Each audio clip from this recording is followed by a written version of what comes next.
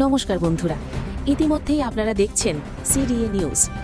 আজকে আমরা আপনাদের সঙ্গে ভাগ করে নিচ্ছি এক অনন্য বাঙালি পর্বের মুহূর্ত, বিজয়া দশমী। আজকের দিনটি শুধু মায়ের বিদয় নয়, এটি বাঙালি সংস্কৃতির এক বিশেষ রঙিন প্রজ্বলন। মায়ের যাবার সময় দেশের প্রতিটি কোণে শুরু হয়েছে চিরায়ত সিঁদুর খেলা। ঘরের নারীরা একে অপরের হাতে হাত রেখে বেরিয়েছেন প্যান্ডেল কিংবা আঙিনায়, আর লাল সিঁদুরে রাঙিয়ে তুলেছেন নিজেদের আনন্দকে। এই রীতিটা কেবল আনন্দের প্রকাশ নয়, এটি মা ও পরিবারের প্রতি শ্রদ্ধা, ভালোবাসা এবং আশীর্বাদের এক অম্লান প্রতীক। আমরা যখন চারপাশের পরিবেশের দিকে তাকাই, দেখতে পাই লাল সিঁদুরে রঙিন মুখ, হাসি আনন্দে ভরা চোখ, আর ঘরবাড়ি যেন আজ উৎসবের সোনালি আলোতে আলোকিত।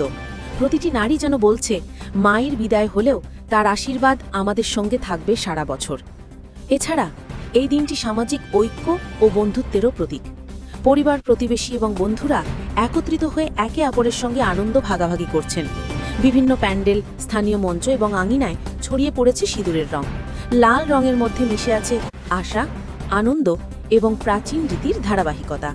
সংস্কৃতিবিদরা বলেন, বিজয়া দশমীর এই মুহূর্ত আমাদের মনে করিয়ে দেয়, সাংস্কৃতিক ঐতিহ্য শুধু উদ্যাপন নয়, এটি আমাদের সামাজিক বন্ধন ও পারস্পরিক ভালোবাসাকে দৃঢ় করে।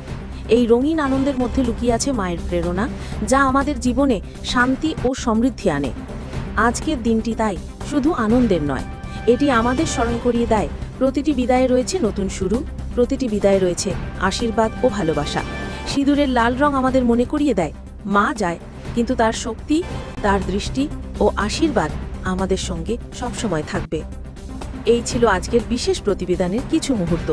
আপনাদের সঙ্গে যোগদান করলাম। থাকুন আমাদের সঙ্গে আরও নানা সংবাদের জন্য। সিডিএ নিউজ রিপোর্ট, ইলিয়াস মণ্ডল।